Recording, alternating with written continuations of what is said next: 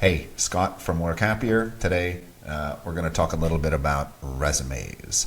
But before I talk about, things like bullets and formatting, keywords, that type of stuff, I think it's important to define what a resume actually is, right? Because most people, I find, treat resumes like historical documents or some kind of, it's like a proof of your professional existence. But they're not that.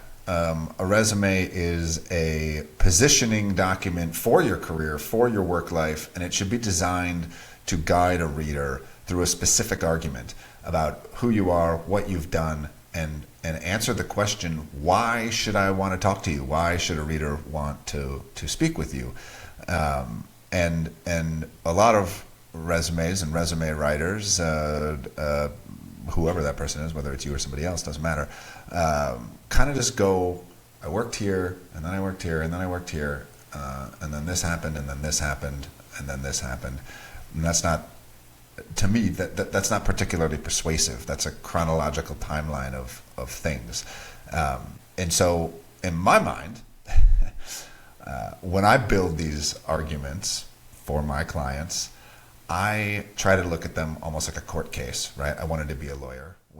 When I was a kid, I loved it. A lot of John Grisham books. Did not go on to be a lawyer, but I use resumes, I guess, as my time to shine. And oftentimes, I find resumes fall flat to me because every section is almost always, they're kind of doing the exact same thing. They're restating the same idea over and over and over again, with a lot of the times with different verbiage, longer words, that kind of thing. But I want every section to reinforce, not to restate the same core argument, which is, again, why should the reader talk to you? And so if I'm positioning this, or if I'm using this as a position paper, so to speak, then here is how I typically structure them. Name, headline, right out of the top. It's like meeting somebody in person, right? You say your name, maybe you make eye contact, maybe somebody asks what you do for a living, it doesn't matter, but you're introducing yourself.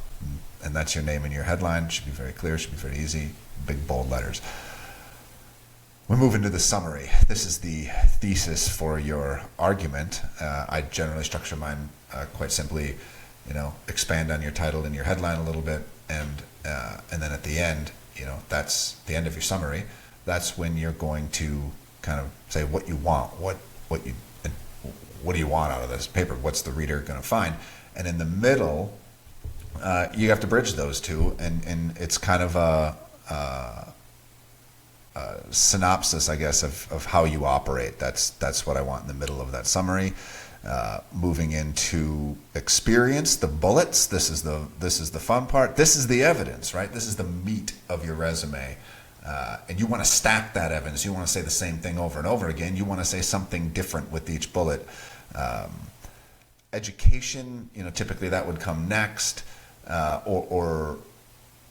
which is kind of just supporting credentials, right? It's almost like circumstantial evidence in a courtroom, which is important.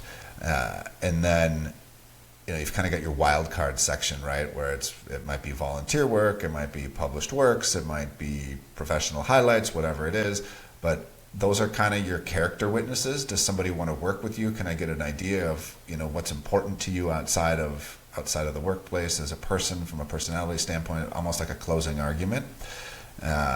And that is pretty much how I structure every single one of my argumentative resumes.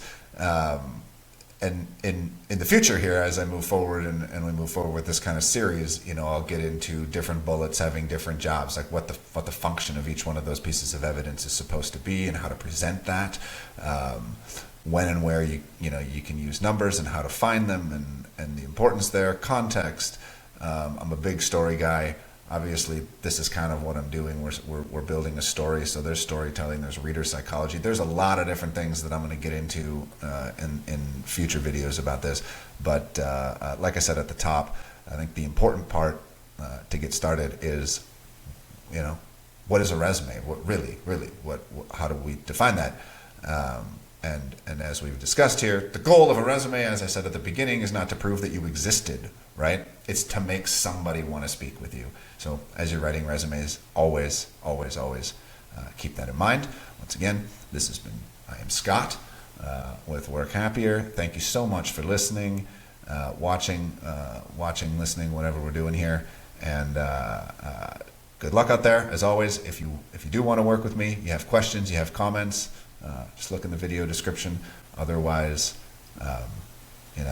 happy work. Have a good one. Thank you.